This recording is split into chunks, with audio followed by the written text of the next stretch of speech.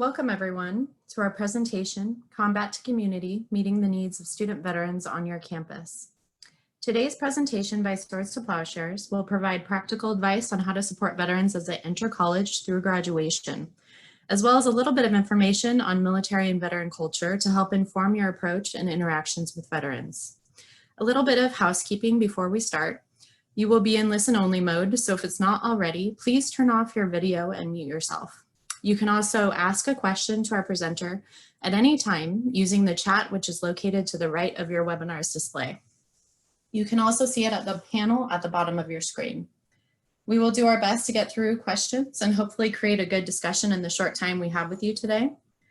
Throughout the presentation, we will pose some questions to you that we hope you'll answer in the chat in order to spark some discussion.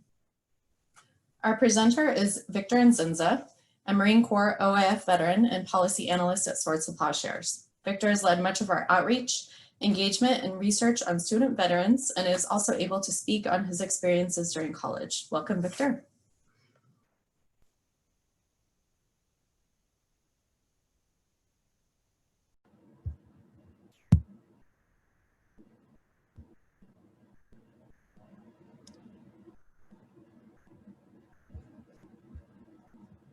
Are you able to see me now? Sorry, it's a little weird over here. Anyhow, we'll go ahead and move on here. So thank you, Megan, for that introduction. I just want to welcome everyone to this presentation.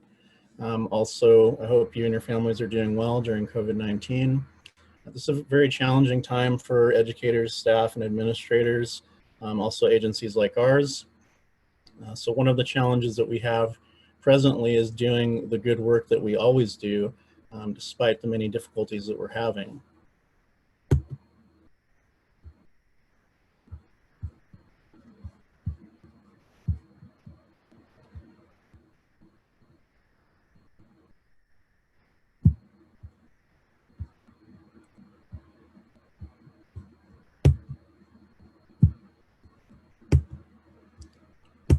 Okay, so let's go ahead and jump into this. So much like Megan described, there is a military and veteran culture portion of this. And so one of the things that we hope to do, this is a much abbreviated version of our cultural competency training that we do. So typically when we do cultural competency training, that would be about 2 hours long. And that really allows us to get in deeper to military and veteran culture, to ask questions of our audience members and have a more thorough discussion about what it means to be in the military and also what it means to be a veteran. So part 2 of this, we'll be talking about student veterans and supports.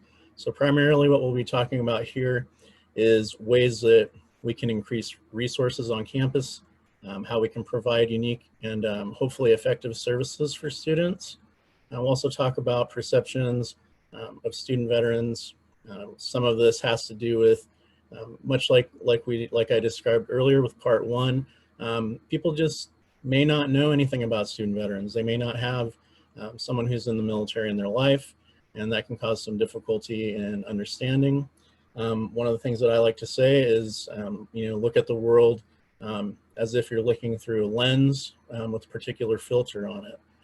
So what that means really is that we often see people based on certain assumptions, myths, and stereotypes even. And so what we want to avoid is having people look at student veterans based on those incorrect assumptions. And we're also going to talk about things that you can do at your campus to improve how veterans interact with the system at large. I think it's important really to understand that there is a sort of difficulty for student veterans, despite the many challenges that they've faced during their military service. It can still be quite challenging to navigate the resources, services, and just the experience overall of being in college. So this is basically an overview of what happens at Swords. Again, like I said, with COVID-19, this is going to really challenge agencies like ours, especially since we're primarily a direct services organization. So we're still able to provide, all of the services that we normally would, and you can see them on the screen here, and continue that work in whatever capacity that we can. So I think that for many of you, this may be true as well. You've had to be creative and adaptive according to, meeting the needs of your population, whoever those folks may be. But again, like I said, the most important thing is that we continue to do good work. And it's even more important at this time. So feel free to introduce yourselves in the chat discussion. I like to believe that like-minded individuals like yourselves, when you have an opportunity to connect with each other, it can really be a great benefit later on down the road. Many campuses across California do stay in touch with each other. When it comes to veterans issues, they find ways to meet up and share strategies, and all these things can make you feel less isolated. And even now, with a kind of forced isolation that we have, there are ways to really connect with each other. But those things you have to build them yourself in a lot of ways now. So like I said before, it does require a lot of creativity. So include the things that we've listed here to get to know each other better. Definitely we want to see the things that you've done at your school or agency, what have you. These kind of things are important. Of course, we want to stay connected with you as well. So anything else that you have, you can ask questions, and hopefully we'll have time to get to them during the presentation. That is really important to me, so I'm here to answer your questions, and I want to make sure that whatever you have to share is highlighted during this presentation. So part one, military and veteran culture. So as we know, this is just some basic information. Of course, we know that there are 5 branches of the military. So we have Army, Navy, Marine Corps, Air Force, and Coast Guard. So some things that are maybe a little bit more unique to this part of the slide here is that a lot of people may not know, and in fact I didn't know this. The Coast Guard reports to Department of Homeland Security during peacetime, and DoD by way of Navy during wartime. So that was interesting to hear. Of course, if you look to the last bullet, we can see that all 5 branches have an active duty and reserve component, but only the Army and Air Force have National Guard components. So there are lots of differences. Some of them are small. We're going to cover a lot of those, but it's important to know these things. So everyone may assume that that everyone is active duty. I'm just going to say that's an assumption, right? But clearly that's not true. So when you dig a little deeper, and that's the point of all of this, is that when you dig a lot deeper, you start to discover new things, and it's very interesting to catch these kinds of small changes or small differences rather in the service types that we have. So keep your ears and your eyes open. We will definitely cover some of that. So when it comes to National Guard, so we have, like I said earlier, from the last time we've talked about a little bit different components. So types of service, basically, that's a more simple way to describe it.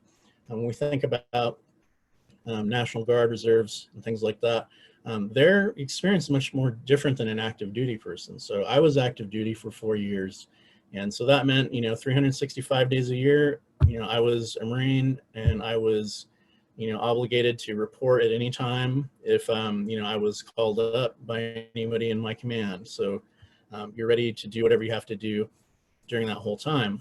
One of the other benefits, I think, and I don't know that people necessarily understand the complexities involved in the kind of subculture of the military, but military bases themselves are really their own ecosystem. So they're small cities in a lot of ways, and you have all of the resources in one place. So that can be a huge benefit for folks on active duty. You've already got a place to stay. You don't have to worry about rent in a lot of ways. If you're on base housing, right? You've got a commissary, so if you need to go get groceries, that's covered. There's often some sort of childcare involved. Beyond that, there's schools even. So, hospitals, dentists, everything you can think of that you might need is already there for you. So you don't have to go too far to get something taken care of. On the other hand, the other types of components, when we're thinking about National Guard or, reserves, their experience is different because they're really kind of jumping back and forth between two different worlds. And I have friends who served, in a reserve capacity, and one of the difficulties was, if you can imagine, if you're serving in Afghanistan for maybe a year, right? So you left your job at the office to go serve, in Afghanistan for a long period of time, and then next thing you know, you're back in your office, and it's not like you have a lot of time to catch yourself and really transition back in. So you have to get back to work in a lot of ways, and that can be a challenge. Beyond that, the other thing is that folks that you work with more than likely are not going to have that same experience. So it's going to be difficult to relate to them. And they may have difficulty asking those kinds of questions. So they may want to be supportive, and they may want to, ask and hear your stories, but oftentimes there is some difficulty around how do I ask the right questions?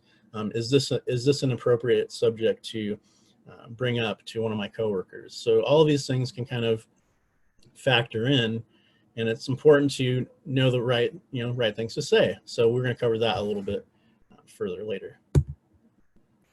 So with elements of military culture, really everything sort of has a hierarchy, I think. Any institution, system, business, right? They all have some sort of structure.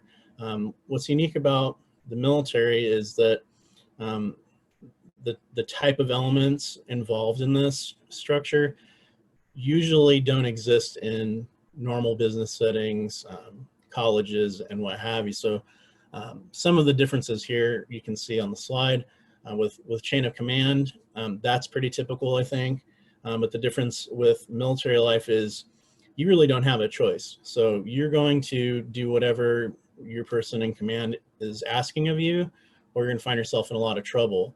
So if I'm working in some other capacity in civilian life, and I don't like what my boss is telling me to do, I can find another job.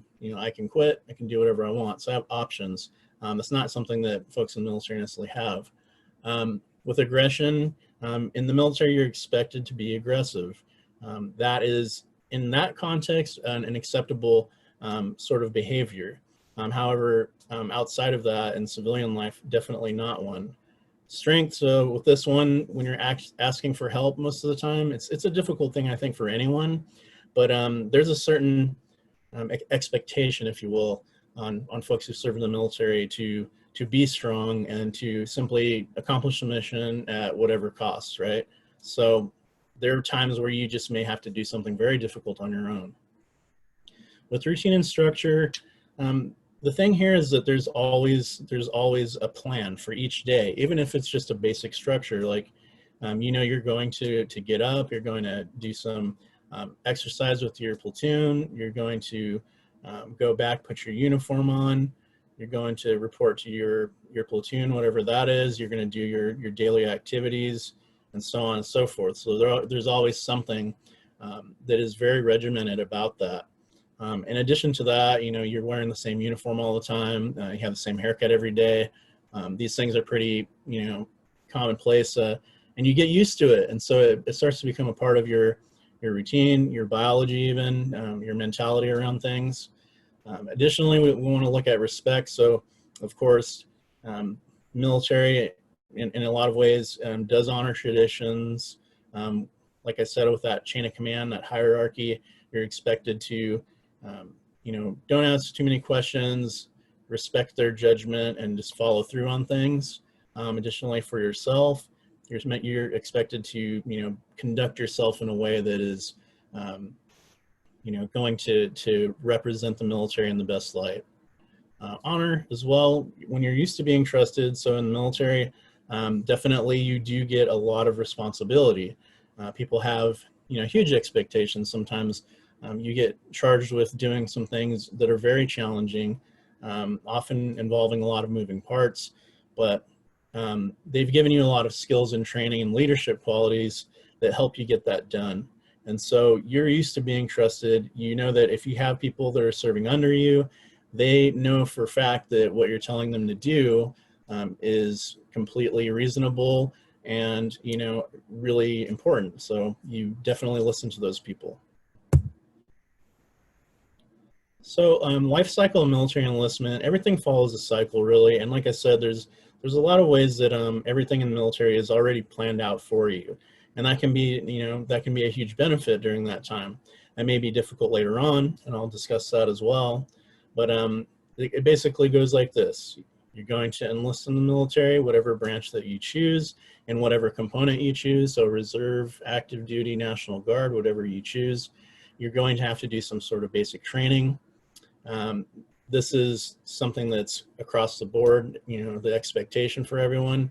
With advanced training, so there's a lot of ways that this happens. I mean, this can seem a little vague at first, but really, when you get out of the military, or not out of the military, I'm sorry, when you get out of boot camp, right, you're going to be expected to do some additional training. So some examples of that. So advanced infantry training is a sort of additional training to prepare you for combat. The Marine Corps has something called Marine Combat Training. So you'll do that to help prepare you for when you go to your unit at some point.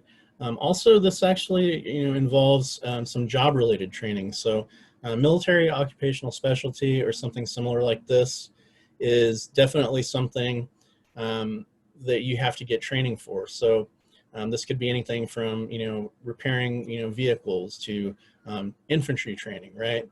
Whatever your particular job might be, that's definitely something that you will have to work on before you get to your unit. Megan, did you have a question for me? Yeah, we just had a question come in. It says, aggression as an element of military culture. Interesting. If you can, could you give examples of appropriate and problem contexts? Thanks. Yes, you know, that's something that we usually have more time to cover, but I can answer that pretty well, I think, in a few brief sentences. So what I like to kind of, you know, kind of preview for people when they think about this is that military life, it asks you to behave in a certain way. Now, those behaviors tend to stick with you, and I think most people can relate to this. With anything, we have our own ideas about the world, and we behave in certain ways in specific contexts. Now, you can imagine the difficulty involved here when you're expected to act aggressive all of the time. Sometimes, you know, that could be as extreme as, you know, acting violently because you have to, you know, that's an expectation that's put on you in the military, that if that does happen, you must act in the way that you need to protect yourself and others. So I think this should answer your question really. So with aggression, this becomes an ingrained behavior in a lot of ways. And when people return to civilian life, they have to really unlearn that behavior because much like I think the question, you know, pointed to, the context is not the same, right? So there is a certain context in the military where things may be considered appropriate. If you're not in the military anymore, it's not okay to be aggressive. So if you're in your workplace and you yell at your boss or get into a physical altercation with someone, that is not going to be okay. So I think that should kind of give you an idea of what we typically cover on that subject.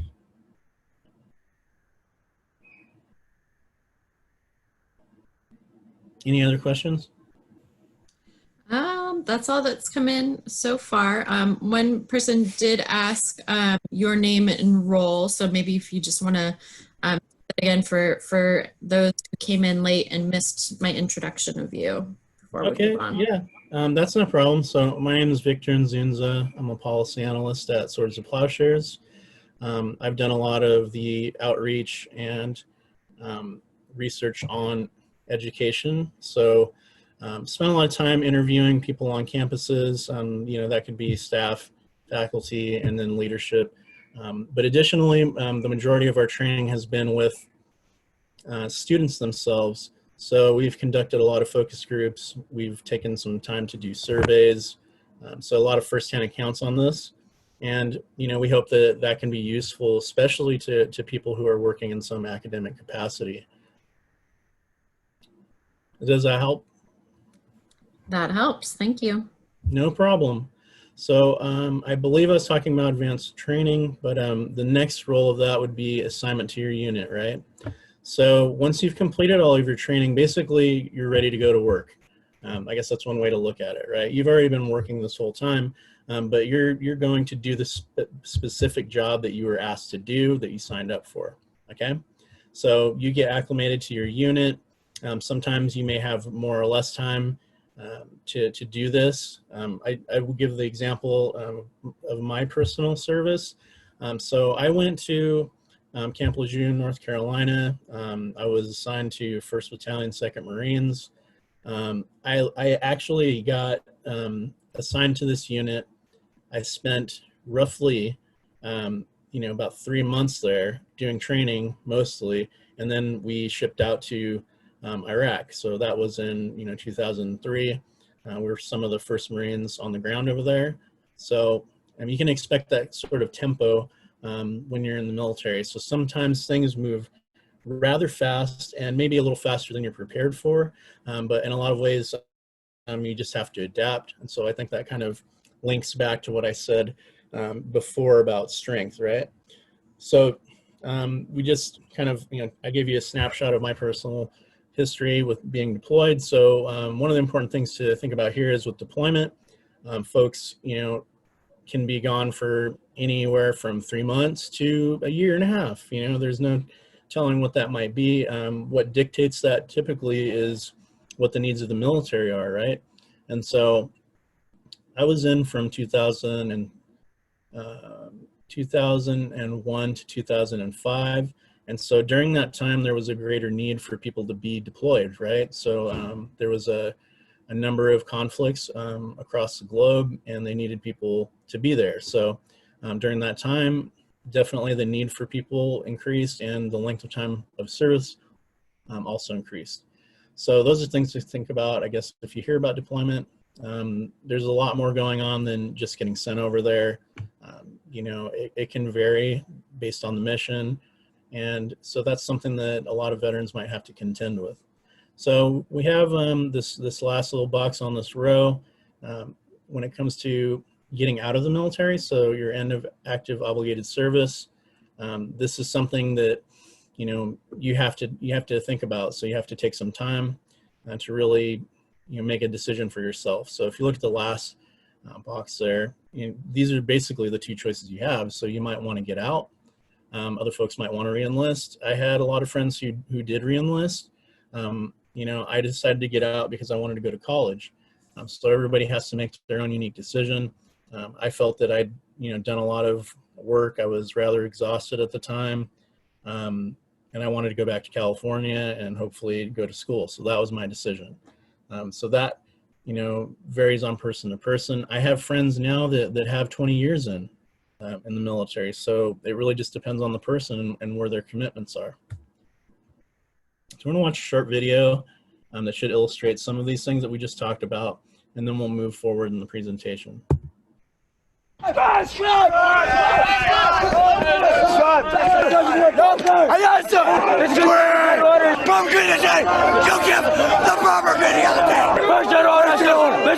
order is to take charge of the closing on government property. Draw your weapon! Draw your weapon! Proper training! Proper training! Bullets! I'm waiting for this button! First order! Take your order! Now! You give a green! Report!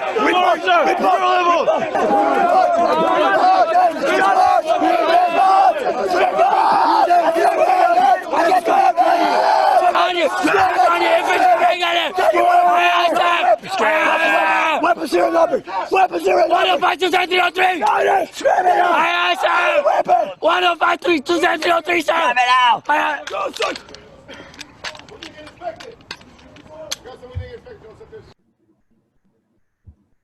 Okay, so you can see there the environment that folks are working in, right, when it comes to getting training that you have to do just to get to the next step in your military career, they're kind of creating an environment of chaos, intentionally though. So the military is I would say one of the most stressful environments I've ever been in, but I'm sure that it would be pretty generally accepted that it would be that way for most people.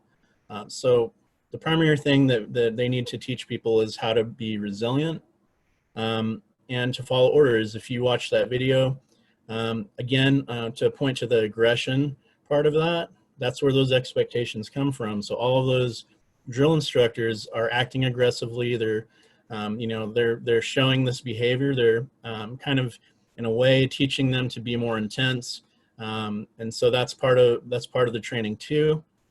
Also, you saw a lot of the elements from the elements of military culture that I described as well, with honor, respect, and all of these kinds of things. So, those recruits, despite the fact that they're new to the military, they know that they need to respect those drill instructors. That's just part of the package. So they're going to have to, in some ways, learn some new behaviors towards others.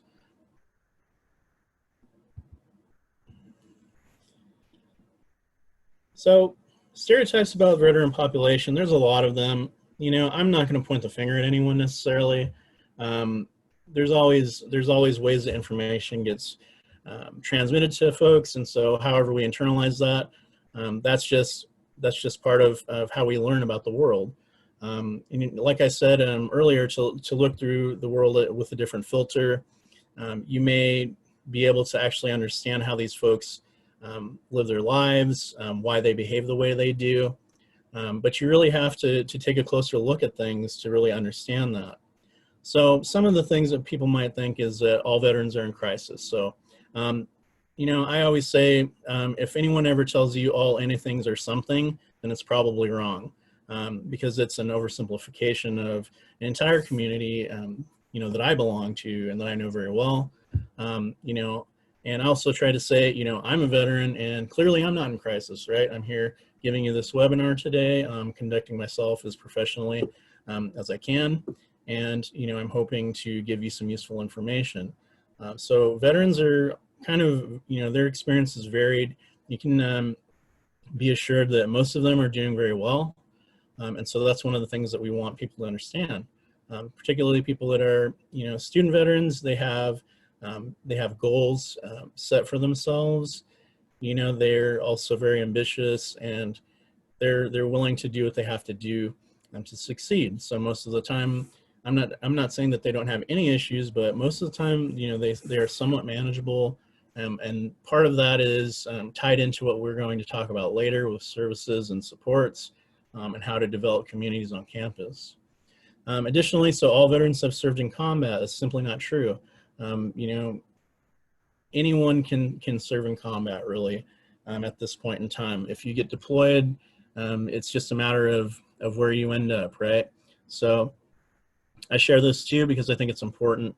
I have, talked to folks who were in infantry, right? So their primary job is to go and fight wars, yet they had never been deployed. So they got out of their time in service, their 4 years, and they never had to get deployed to Iraq or Afghanistan. So that's just a luck of the draw kind of thing. I kind of say that's the best way to describe it, really. Other folks have been deployed twice, 3 times, and that's very common now. I myself was deployed twice. I have friends who were deployed 3 to 4 times. So, you never really know. So all of those experiences are varied. And so it's important to not just assume that. All veterans have access to VA healthcare. So again, this is something that could really, be a problem, especially if you're someone who provides services or resources around medical, needs. So maybe you think, oh, well, this veteran's already got VA healthcare. He doesn't have to pay anything, so I don't have to worry about them. They're probably fine. The reality is, not everyone's going to qualify for VA healthcare. There are criteria that you have to, fall under to actually receive the benefits. Beyond that, there are applications you have to fill. There's a lot of information you need, and you have to make connections with people to actually make it happen. So be aware of that. I think that that's important. And I always push a little bit harder on this one too. If they don't have VA healthcare, encourage them to apply, because as far as fundamental services are concerned, with the VA healthcare system, if veterans are connected to this, they're much less likely, to experience some of the problems that veterans who don't receive that care might encounter. So this could be everything from, prevention of suicide, better health treatment, longer life, hopefully, is something that we want to see people have. Maybe avoiding substance abuse problems. So all these things can kind of factor in to, actually utilizing the services at the VA. And I think it's a great organization. It's really developed everything that it could over the years. So hopefully it will continue to improve. Also, we kind of assume that everyone is going to identify as a veteran, and that's just not true for a variety of reasons. Whatever experiences they might have had in the military, maybe if they had a negative experience for some reason, they may not just come out and say, hey, I'm a veteran, I served in the Army or whatever. They may not decide to do that. And that's their right. So, self-disclosure is something that we get to choose, right? So for that reason, they may not do it. The negative side of this is that if they don't tell you, then you can't provide specific services to them, right? So if there are some services you have on campus for veterans, maybe scholarships or grants, or a Veterans Resource Center, all of those things, it may be hard to get that information and those resources to them. So here we ask you to identify a veteran. Basically the point here is that, again, this is where I talk about that lens and that filter, right? So how do you see the world? How do you see people that are right in front of you? So with all these folks here, these are, celebrities, musicians, comedians, what have you. And they all had a history in the military. And oftentimes, they're people you wouldn't expect, right? So you can take a peek, these snapshots here, and you can see that tons of people in the public eye have served in the military. And so why I say this at all is to really kind of think beyond what you see, okay? And this kind of goes for any community, but I want you to apply this to veterans. Think about that. So anytime, you see someone, you may have some perspective about them, you may make assumptions, but it's better not to do that, to resist those urges, and to take the time to build rapport and to actually get to know them. And you might discover something interesting, like that they served in the Army, right? So identifying a veteran, here we have a couple of, things to keep an eye on. I pick up on these pretty quickly too. If I'm, out in the world, wherever it may be, and I hear someone using acronyms all the time, I'm like, and starts to, pique my suspicion, and I investigate, right? And so this is what you can do yourself. We don't want to be too pushy with people, but pick up on things, right? Knowing these things helps you, because ultimately it's going to help you to, help veterans to continue through their progress in their educational careers, right? So military-related jargon, right? So some good examples of this, I think, are a bulkhead, right? So something like that is naval terminology for a wall, right? A deck. So, if you're mopping the floor, you're mopping the deck, same thing. So there's all of these different types of, flips in language that folks use while they're in the military. The phonetic alphabet, so something like this is, Alpha, Bravo, Charlie. I'm sure you've heard it before, usually used on the radio, but certainly used in other capacities. Bottom one is kind of important to touch on, especially for folks in an educational setting. I can understand how this might be unsettling, and so I want to also share personal experience here. So cursing and swearing, pretty common to the military. It's just an environment where that's acceptable. And so much like when we talked about aggression, the context is different. No one expects you to, bite your tongue all the time and withhold things. You're not at dinner at your grandma's house. It's nothing like that. So that's where that comes from, right? So I was in grad school, University of San Francisco, in one of my classes, and I was having a really, really tough time. So personal reasons, some things were going on. And, I was in my class, and like everybody was sharing, their work in the class and talking about things and being, completely normal people. And since I was in such a shitty mood, though, I was swearing like every 5 seconds, right?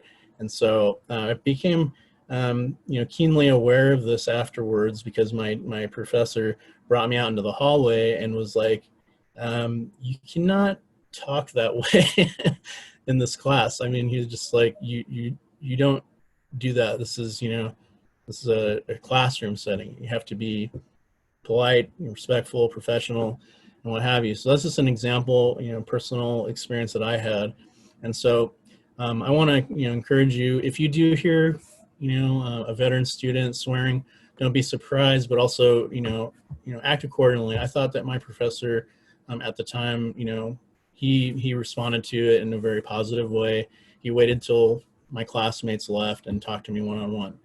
You know what I mean? So those are things that you can do, right? Military operations other than war. So what we've got here, essentially, there's more than just a deployment for a war zone, right? And so the difficulty here is that some people don't really understand that. And they don't really get the idea around, the danger that's involved in this kind of service, the trauma that people can be exposed to. So for example, I'm not going to get too gory about this, but if you can imagine doing something like a disaster recovery mission, or recovering a plane that crashed into a mountain or something like that, those are all things that might be rather terrifying and traumatic for people. In addition, something as simple as going to do a humanitarian mission can turn wrong rather quickly if the environment shifts. People start to act violently. I mean, there's really no way to tell. And these things certainly have an impact on people. So this is kind of a rundown, just some numbers so that you can understand, how many, Iraq and Afghanistan veterans there are. As you can see, there's quite a few, rather a lot, actually. You can see that many have been deployed more than once, right? So nearly half. I mean, that's pretty astounding. And with the bottom one there, you can see that, a large number of veterans have obtained VA healthcare. That's one of the things that I always push, and much like I said earlier, we want to make sure that we get, veterans in front of the VA's resources, because they really help to stabilize them in a lot of ways. And if we don't do that, we're taking an opportunity that we have and really just throwing it out the window.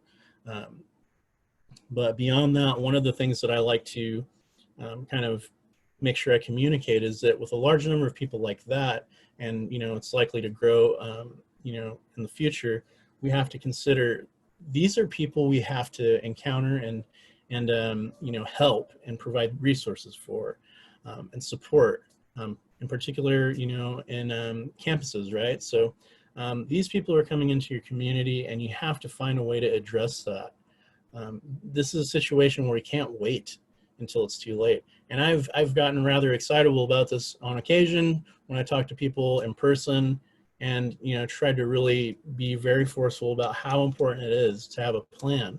In fact, when I think about the situation we're in right now with COVID-19, did we plan enough? What else could we have done? How have we shifted our points of view and our services to address the needs of this community? Military stress and related injuries, right? So unfortunately, the military causes a lot of physical ailments. You're exposed to a lot of dangerous situations where you can be injured rather quickly. Might happen in a split second. If you look here, I mean, there's a number of things that you could probably do some more research on if you're really curious about it. But PTSD obviously is one of the ones that's kind of gained the most currency in our culture. We've heard about it, but I have to wonder if we understand it really. So this is a condition that you can actually manage. Like I said, if you're getting via healthcare or something like that, and you're working with professionals to improve what you're experiencing. With traumatic brain injury, I kind of describe this one as the principal injury of Iraq and Afghanistan. I know tons of people that I either served with or that are friends of mine who are veterans who've had a TBI. Okay, and so with that understanding, there's a lot of different symptoms associated with that we won't be able to get into today, but in particular with cognitive impairments and speech. So these are things to look out for, these things to know about. For my folks in disability, departments on campus, probably something for you to read up on and to be able to identify. These people can certainly use your help and any kind of accommodations that you might be able to provide. With MST, with military sexual trauma, it's important to know that it happens to men and women, so no one is really safe from this. It's a very terrible thing that happens in our military culture. This is a place where we go to hopefully make a difference, to learn how to be better people, and we assume we can trust people, but that's not always the case. So understand that this can probably have a more severe, actually does have a more severe effect on PTSD symptomology. In addition, alcohol and substance abuse, this is something that's very true. Folks in the military do tend to have some sort of problems with alcohol or substance abuse. I'm not gonna make a blanket statement here and say that it's everyone, because it's not. But the reality is that folks do need help, and so that therefore means that they need some sort of resources to get them through that process. But it can really make things more difficult and make it almost impossible for them to continue in a positive path, and something like going to school and getting a great job, starting a family, all those kinds of things. Depression and suicide, this is another really troubling area, but it does happen. We have experienced so many losses because of suicide, and these things, they're hard to contend with, but the reality is that we can prevent them if we try. We've got to listen, and we've got to ask people, something as simple as, how are you doing today? Whatever, that can make a difference, right? People, I think, in these kinds of situations really just want to know that someone actually cares, right? That someone actually cares about them. So with helping veterans, one of the most important things here is the helping aspect of this. And so I always tell people, it doesn't matter what capacity they're working with veterans. I always tell them, if you are seen as someone who helps, they're going to respond positively to you. That's just a fact. And I think that would be true of most situations, right? So don't expect to get into their personal history in under 5 minutes of meeting them. That's not necessarily possible. Beyond that, that's not really the way that you enjoy others' company, right? You want to get to know them over a period of time. So if you're working with a student, for example, start with welcome home, or how can I help you? Be that person that helps. They're going to come back to you. That's a fact. Veterans tend to latch on to people they know they can trust. All right. So if they see you as someone who helps, someone they can trust, they're going to come back to you for more help. If you're connecting people to resources, I think this is critical. By and large, the most important thing you can do is provide someone with some sort of direction, right? Because oftentimes you don't know. Maybe you're looking at a government website and you're trying to understand, a certain benefit you might, be qualifying for, but the wording of it is so terrible that you just can't understand it, and you need to like get your head around it in some easier to understand way. But if you're working in services and you're able to kind of really simplify those things for people and share the information that they actually need to take some sort of action on this, that's going to be a tremendous help for them. Again, over here on the right, so asking factual and logical questions, and this is really simple stuff. This does not require a lot of effort, but what it really needs to do is help to move that relationship along, that discussion that you're having with them. you're kind of building on that and moving forward. So you're creating that momentum to get the information you need so that you can help them, right? So, you know, how long have you been home? That can tell you a lot. So if someone says, oh, I've been, you know, back in my hometown for a year, right? So that means that they've probably, you know, they're probably still adjusting to being back. You know, and then maybe you meet someone else who's like, oh, I've been back for 4 years. Maybe they're more established at that time. And there's other ways you can find out if that's true. Asking what they did in the military is meant to be a less invasive question. We have some terrible ones at the bottom here that we'll get into that I hope you would never ask, and I'm sure you wouldn't. But the important thing is here is ask for information, right? You need information so you can help them. Okay, if you ask things that are reasonable, they're not going to get put off by it. Avoiding judging statements and questions. So with this one, I mean, it's pretty clear, you know, don't ask someone how many people did you kill. I've been asked this question. It is not a fun time. You pretty much get put off by the person, don't want to talk to them anymore. Now you're all professionals and intelligent people. I'm sure you wouldn't ask this, but nonetheless, we do have to recommend that you don't. What do you think about the war? This is something that's something that may seem like not a big deal, like you're just asking a question, but it's kind of politically charged in a lot of ways. And so, you know, you don't really want to start on that footing. Okay. They may tell you at some point, they may say, you know, I thought that the war was, you know, poorly implemented. And I found that once I was done serving that I didn't agree with some of the goals and ideals that were being, you know, put in place. I don't know. People say those kind of things, right? But you're not going to get to it by asking them, what do you think about the war? You're going to get there by asking factual and logical questions and building rapport. Thank you for your service. This one seems kind of counterintuitive to people because it sounds like a very nice thing to say. It isn't necessarily a bad thing to say, and some people may enjoy hearing it. Typically, in my experience, older veterans do appreciate this more than younger veterans. And so I think one of the reasons maybe that people of my generation don't necessarily appreciate it too much is because it's kind of a canned response. Literally, you've seen it on a bumper sticker.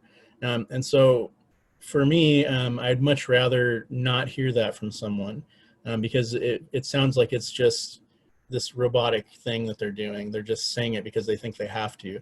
Like, you don't have to thank me for my service at all. You know, I did what I did. That was my service. I did the best that I could, and that's fine. You know, if you sat down and had a conversation with me and you're like, that's really interesting that you did that, I'd rather hear that. So this is kind of just to give you a bit of an idea, right? So here we are with supporting student veterans, and this I think is the more fundamental part here. I mean, the cultural competency piece is certainly important as well, but I hope that you all will get more out of this today. So with veterans, one of the things to consider is that they also fall into a category of non-traditional students. So what that means for veterans is that they're actually, you know, they're in two different worlds in a lot of ways. So they're veterans and they're also non-traditional students.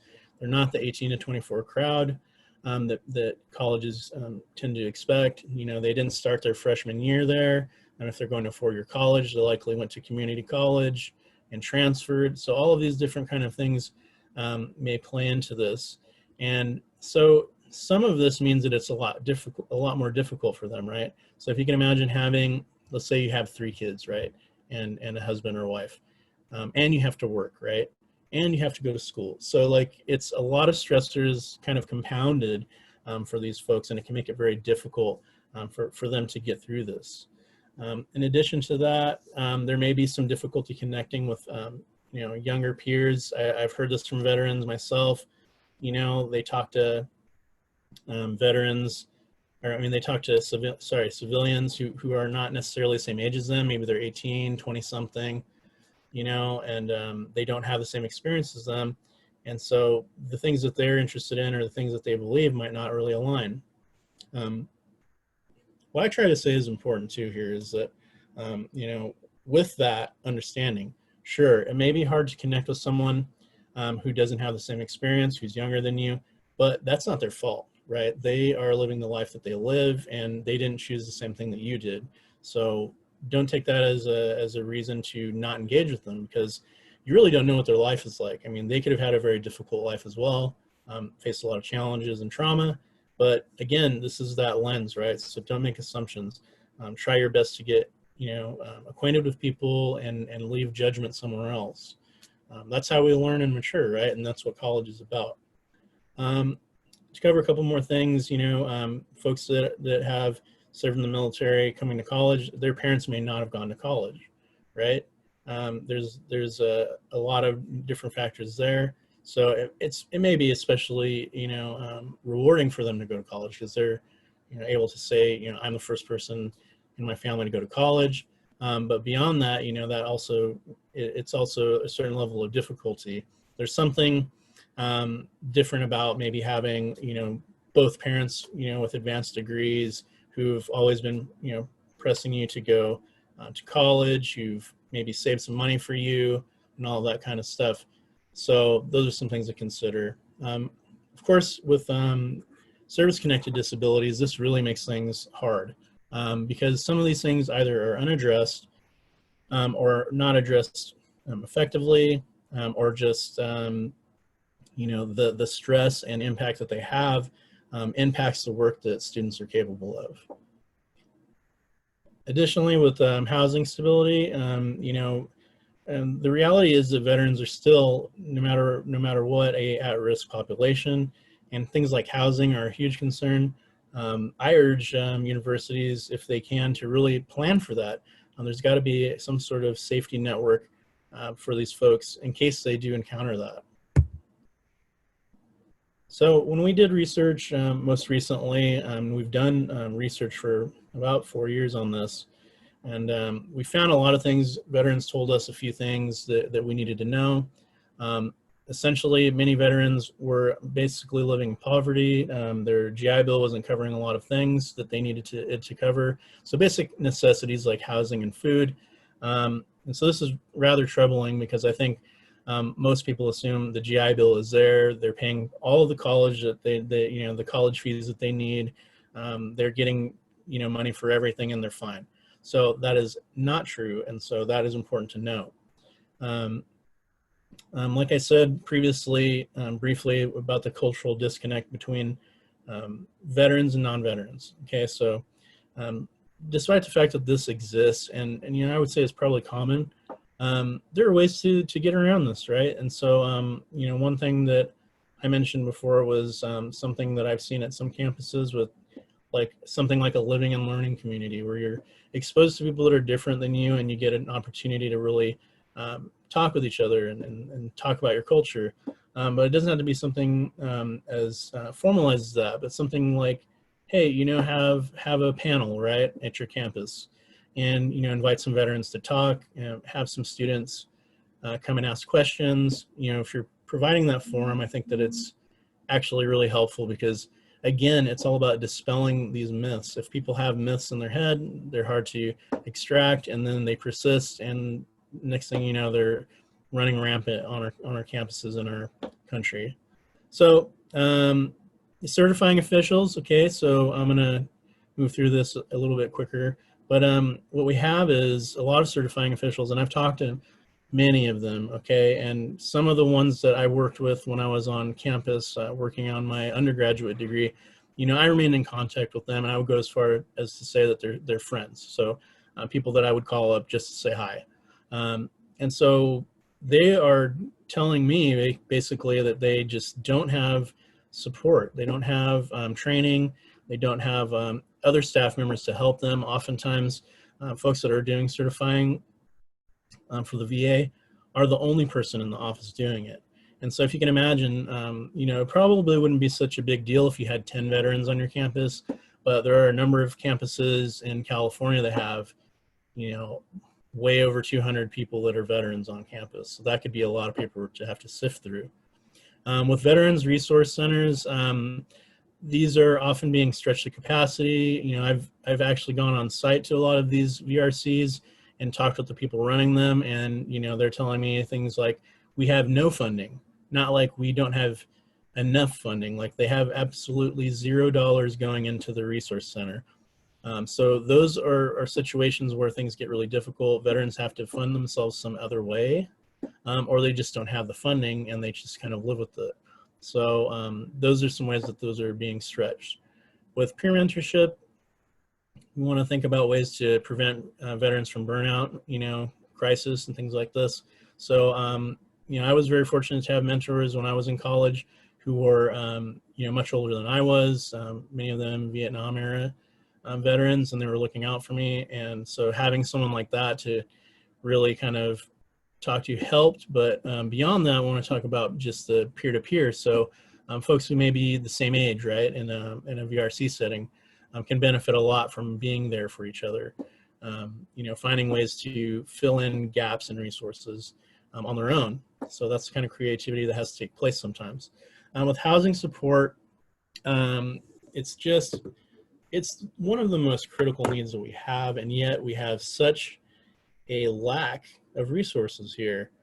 So I hope that this is something that we can address. These findings really are meant to kind of point you in the direction of, well, what is the problem? How can we solve it? Megan, you got a question for me? Yeah, we had a couple questions come in that are sort of interrelated. One is, are many veterans anxious about how well they're academically prepared for college? And then another question came in. I am a peer specialist and I aid the veterans in our program to get enrolled in college. One of the many challenges I face is they sometimes set the bar too high or too low. Opinions are not something we implement here, so sometimes I'm just helping them with the paperwork, but most of them end up dropping out and not wanting to continue their education. How can we support them with their education goals in the sense that they can stay connected to school? Only a few of our veterans have stayed in their courses. It's rare, but sometimes they do. I wish there was a way to support them staying in school, especially if they really had their mind set to it. You know what? I think that those are really great questions. And so I'll do my best to address both of them. So with the first one, whether or not they're academically prepared.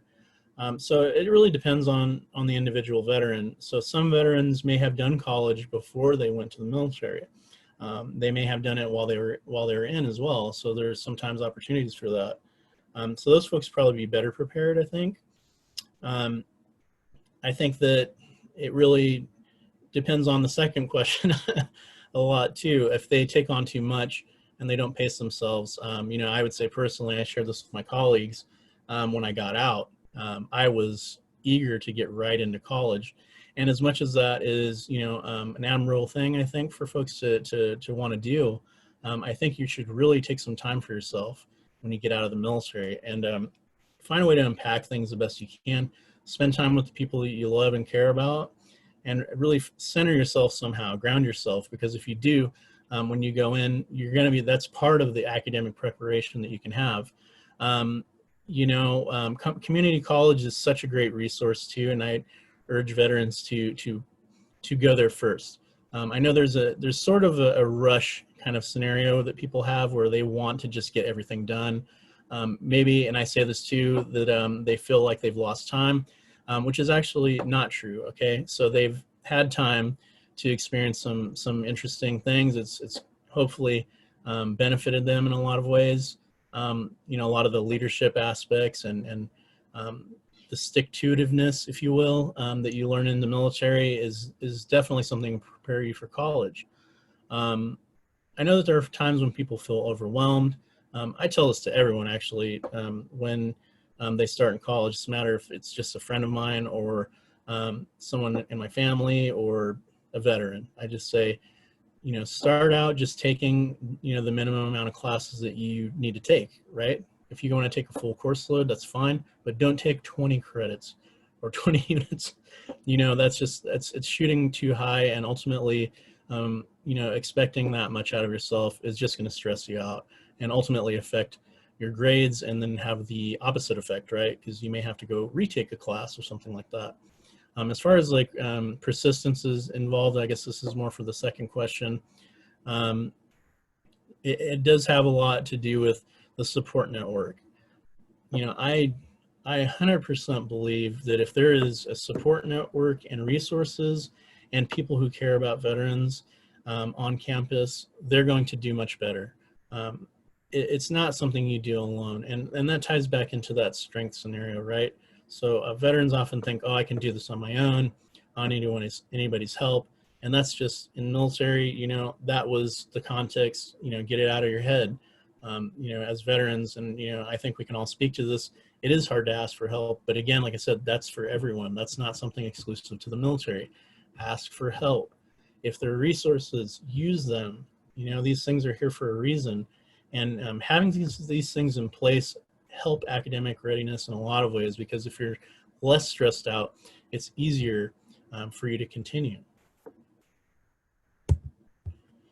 Some other things that we have found, so faculty felt maybe, you know, that maybe there's a difficult position for them to engage with veterans.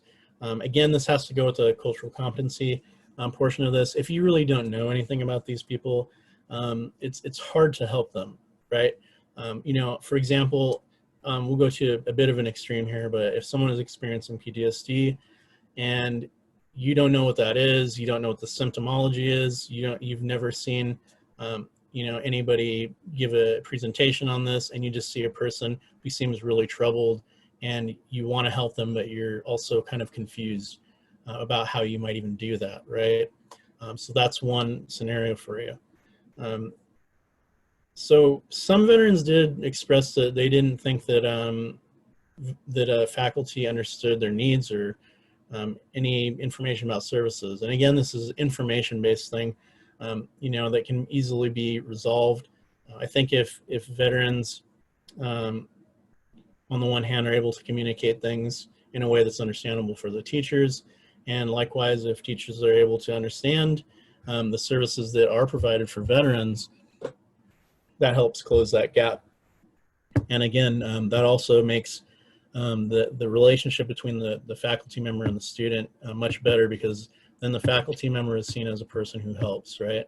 So again, keep that in mind. Many staff go above and beyond to support veterans, but often without coordinated efforts. And really, one of the things that we saw in a lot of the VRCs is, you know, and this is really inspiring to see, and honestly reassuring, and something that I was just glad to experience.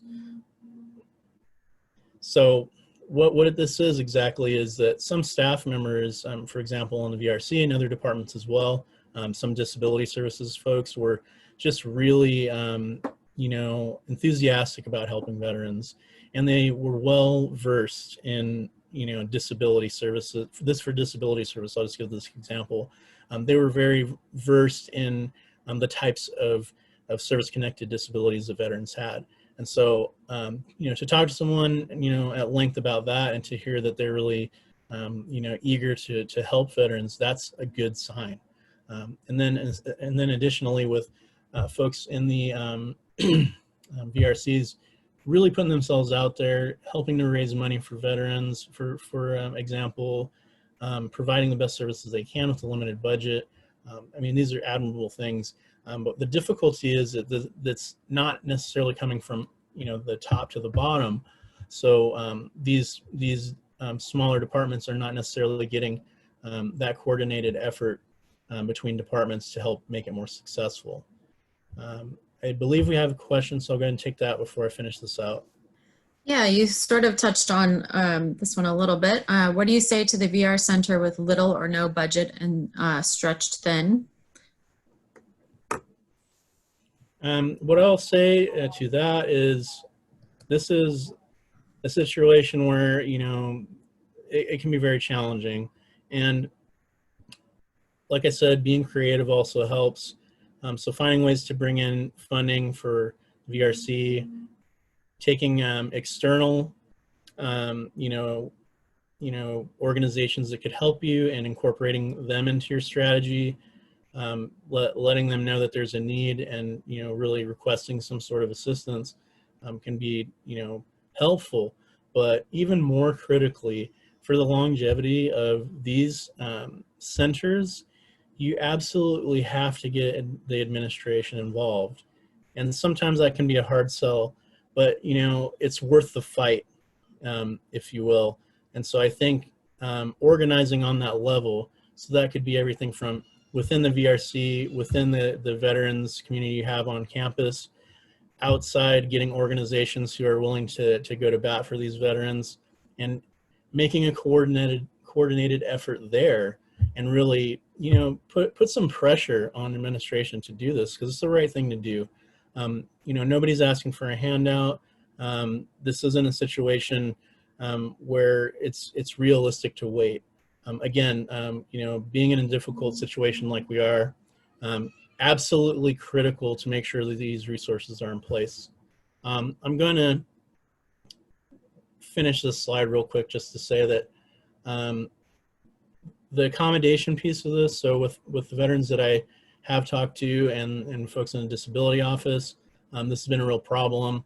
Essentially, that element of asking for help that we see quite often is really inhibiting a lot of the abilities for veterans to get accommodations. So I think we had a question about housing. Can you let me know what that is, Megan?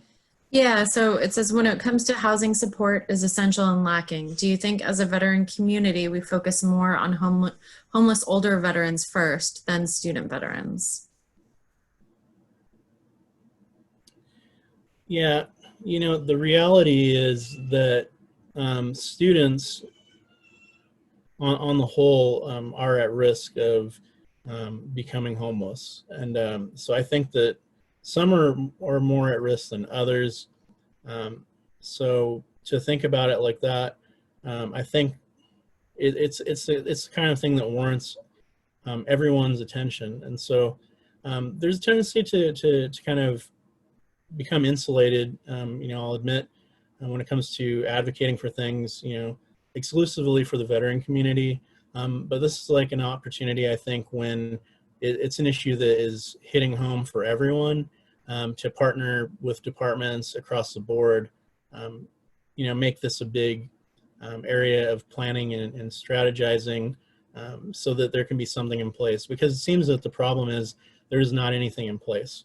There are the typical, you know, means of providing housing for people, you know, through on-campus housing, which isn't something that's accessible to everyone. You know, being left to find a place to live out in the community can be very challenging. You know, we're in the Bay Area here, so it's a bit different situation, but the rents can be just through the roof and completely unmanageable for people. So there has to be some kind of coordinated effort beyond just the veteran community to really answer that. Do you want to move to chat questions now? Yeah, let's go ahead and do that. So, go ahead. so essentially, you know, here are a few questions, something we can generate discussion about, you know, throughout the time that we're moving through the presentation. So we want to know these things because we have to research this. On the whole, I would say, you know, every year we're doing some sort of large research project around this, but we don't always get to get the opportunity to ask this sort of live, right? So we don't get to ask these kinds of questions, you know, outside of a research context. So this might be useful. So you can see these questions, but I'll read them really quickly. What are your greatest challenges serving veterans? What is working well?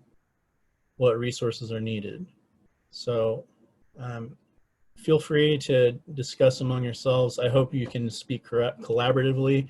These don't have to be things that you're talking about just to me, you know, to me or the rest of the staff here. Definitely something we hope you can continue afterwards. So some recommendations we have, there may be some overlap here from what I talked about earlier, but, you know, really engaging in outreach, this has to happen early on. And it can't just be something that's done once. So one of the tendencies is, you know, you have your big orientation on campus when folks are starting the year, right? And that's great. And it helps people get acclimated to, you know, college life. There's usually someone who is specifically working with veterans who can say, hey, you know, I work in the veterans office. It's over in this building. If you need any help, come see me. But beyond that, there has to be this continuous engagement. outreach is probably one of the most difficult things that you would ever have to do in any community. Finding people, getting them interested, organizing them, learning what their needs are, actually providing services that help them. All those kinds of things can be challenging. Delivering veteran-specific welcome materials. So with this, there are some institutions that have packets that they give out that are, you know, exclusively for veterans, has all the veterans information in it. Even well-produced literature, often with nice covers and all of that. Those things, you know, may not cost that much money, but definitely useful. If a veteran needs to refer to something, they know exactly where to look, right? They've already got it in front of them. Conducting veteran-specific student orientations. I know SF State was doing this, and there are others that were doing this as well. You know, if you have to go to the main orientation, if you will, right, that gives you the larger scope of things on campus that you need to know, which is extremely helpful. But then adding an additional orientation that would give veterans an opportunity to learn about things that they specifically need to know, right? Where is the certifying officials office? How long do these you know, claims take, right? What can I do to make sure that this gets done in a timely fashion? How do I connect with other veterans? So one of the difficulties with this first point is tracking veterans, right, and dependent status. So a lot of times there will be dependents who are using veterans benefits, and it may not be a flag that says, hey, this person is using GI Bill, but they're a dependent. Some of the colleges that I talked to have a specific code, which seemed like a really smart idea. So they would be able to tell who's a dependent and who's a veteran. So it's easier when they're using services or resources or the GI Bill to track, you know, folks who are veterans. But there's a huge gap of veterans who just either won't self-identify or aren't eligible for GI benefits, or for some other reason they're not connecting. So as many ways as we can, you know, include people across the campus who are veterans, whether or not they're comfortable with it, that's their choice. But hopefully, if we create an environment that's welcoming, we can get everyone involved. Some campuses that I talked to as well had a disability and other resource, you know, departments come and visit, right? So they would come and visit the student groups. They'd say, hey, you know, here's some materials. If you need these services, come see me. Here's my business card. They'd give a presentation or something like that. Hey, this is what I do. This is how I can help you. All those kinds of things are really important. Decreasing stigma is really important too. You know, veterans really do come from a self-reliant community, and that's not necessarily a bad thing. But one of the byproducts of that, and one of the more damaging results of that, is that they unfortunately aren't going to ask for help. They may see something like an accommodation as a handout. They may see it as revealing something about their personal life that they don't want to.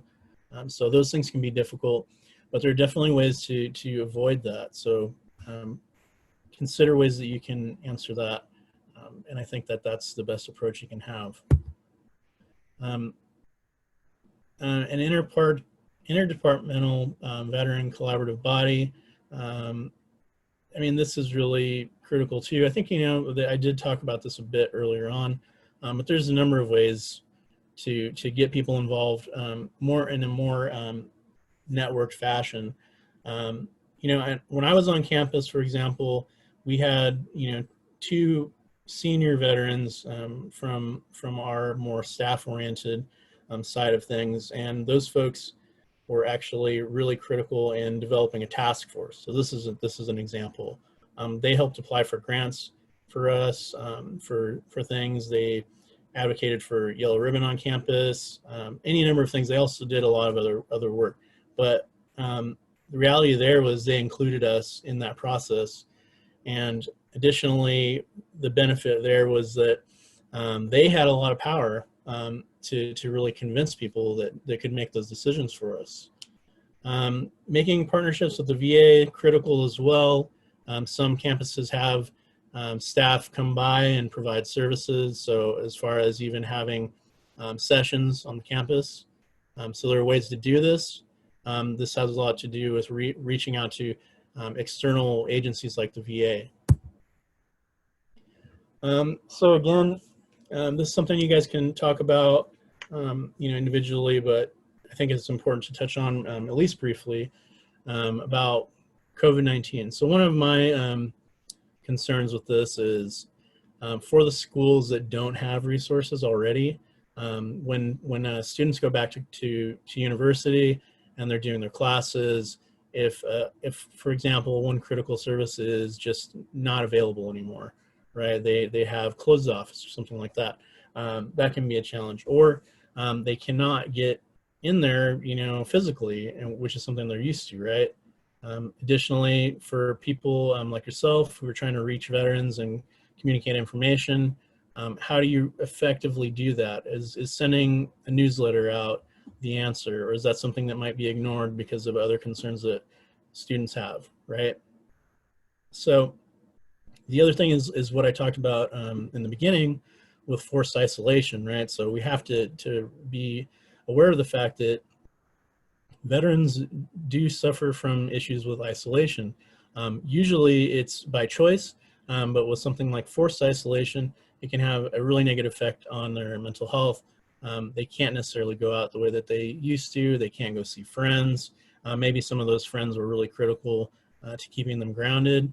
They can't see their family, except for in a maybe a virtual way, which I meant to cover in the first point, with the virtual space being another opportunity. So there's lots of ways we can work through this, but it's something worth examining. And let us know how interested you'd be. I'll just drop this in here in exploring this further. We don't have a lot of time to do that today, but if that's something you'd like to pursue, we can talk about maybe working something up for that.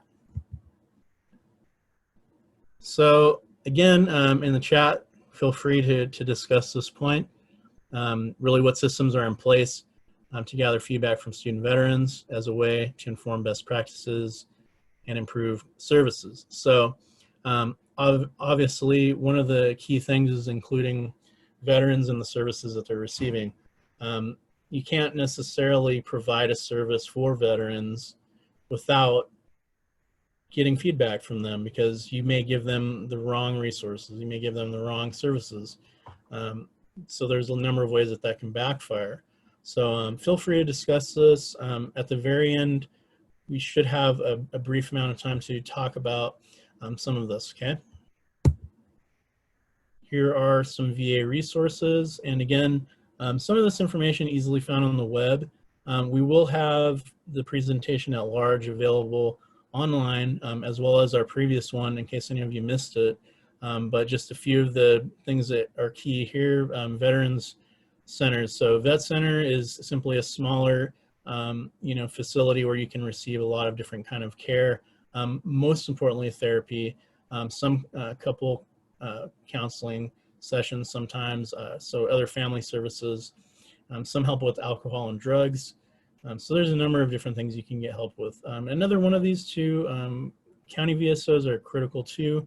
You can actually get your VA compensation claims processed there, and they're very knowledgeable about all of the resources in your county because that's their job. So they can certainly point veterans into the right direction. Here's a couple of phone numbers that are pretty critical. I will say the Veterans Crisis Line, probably amongst the most commonly used one, has improved significantly over the years and has adapted to a newer generation as well, with text options as well as chat options online, so that veterans can maintain that anonymity as well. So that's definitely good. Resources exclusive to combat vets and women can be really useful as well. We have family resources here.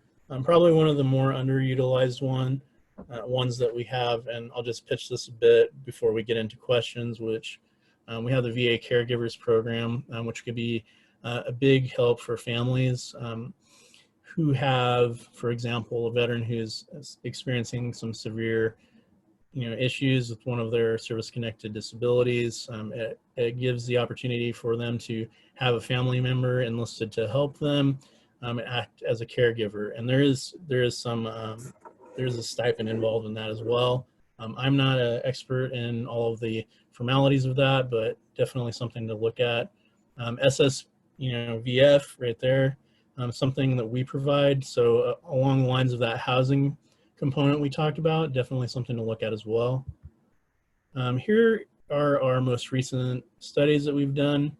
I urge you to go to our research and publications link on swordsofplowshares.org, and you'll be able to find all of these there. I think that they're very, very practical. We tried very hard to not make them too brainy, if you will. They are brainy, but I mean, despite the fact that we want it to be useful for everyone. So we want people to actually be able to develop a plan, particularly the self-assessment can be very helpful. So here's some social media that you can find us on. We'll be basically everywhere on social media. Our YouTube channel might be useful for all of you if you want to look at other videos we've done. And so that is the end of this presentation. I thank you so much for participating. I hope we covered everything in a way that was helpful to you. More importantly, if you can provide us with some feedback, that'd be really great. And we want to continue doing these. So I know that we had a very sizable audience today. And so if you keep coming back, we'll definitely keep doing them. Megan, do you have any questions for me? Yeah, so I know we talked a little bit about COVID-19 and how it's impacted students and the education experience. We had a couple questions come in about more ideas to engage veterans and dependents, especially for those who are burned out and Zoom fatigued. And again, thanks to everyone for coming on here today. I know it's hard for us to stare at screens all day, but this is our life now. We did have someone comment that Zoom meetings, Hangouts, peer support, guest speakers from disability office, financial aid resources, other practical ways to ensure veterans still feel part of the community are good ways to provide that connection virtually. But if you have any other specific tips, especially for those who are feeling a little bit burned out.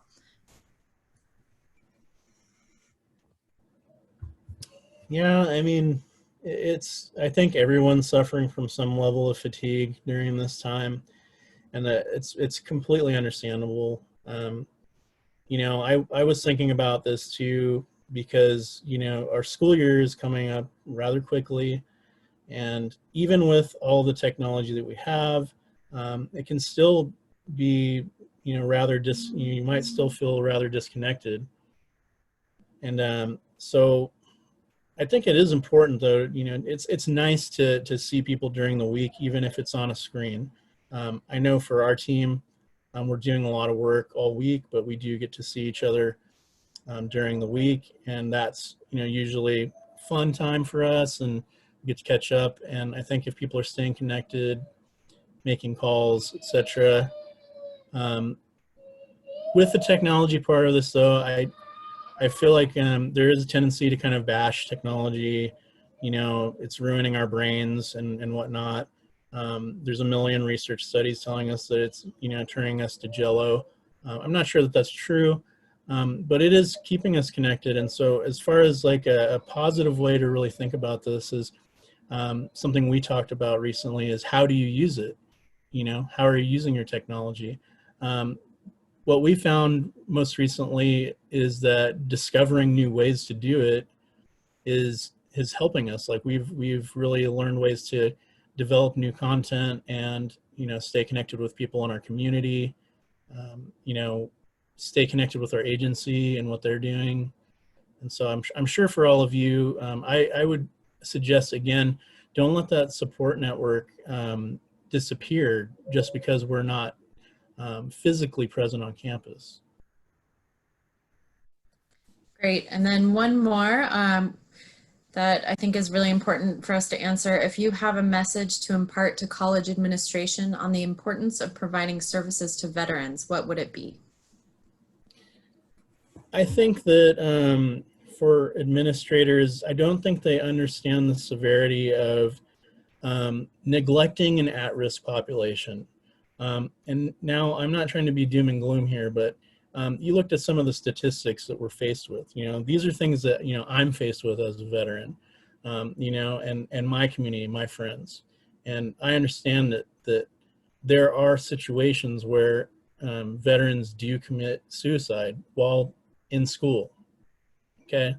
And so that's a really hard thing to have to say, but you know, anytime I've gotten in front of someone who is, you know, in campus leadership, you know, I've made it pretty clear that this is a community that you cannot ignore. If you do, you're going to have to deal with the repercussions of that. Okay, our goal as advocates and educators is not to simply, you know, flaunt our titles and wait for accolades. That's not the work that we do. What it is about is really finding ways to make, you know, our campuses better, our communities better. And like I said, we need to be that person that helps. So we can't just wait. And this is a perfect example of the most catastrophic thing we could have possibly, you know, encountered, right? No one predicted this COVID-19 pandemic being this serious.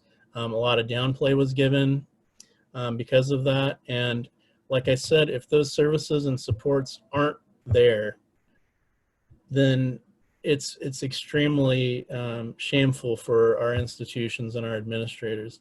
And if there are any administrators here, I'm compelling you. I'm not necessarily pointing the finger at you. It's our responsibility. It really is. Thank you for that. So we just have a couple more minutes. Well, I think it would be very impactful to end with what you just said. There was one more question that came in that I think is really important to answer given the times. Do you know if the GI Bill process has been delayed due to COVID for new veteran students that have never utilized their GI Bill before? You know what? I'm not sure. That's something I could look at. The VA actually has a report on this. So like a very, if I can recall, up to date report on where the status is of claims, and this includes you know, education benefits. So if you looked it up, you could find out. But unfortunately, I haven't looked that up recently. It is something I check on, you know, most of the time, like every few months or so. The last time I checked, which was, you know, before COVID, it was looking fine. To, I guess, give some perspective, when I went back to school, it was really bad. There was a huge backlog with the GI Bill claims. So that was terrible because, you know, I know a lot of veterans on the campuses were waiting and waiting and waiting to hear back about their benefits. And there was a lot of real anxiety around it because, you know, you'd already signed up for the school. How are you going to pay for it if you don't get these funds? But I'll explore that further. Thank you for mentioning that. I wish I had looked at it beforehand. Yeah, and a couple people have commented that they haven't experienced any delays for new or existing students, but it is something that we can look at on a larger scale and send out some resources to you all. And I think that that's all that we have covered, but you can always email Victor at the email on the screen or at policy@stp-sf.org, and we'll be happy to follow up with some more resources as well.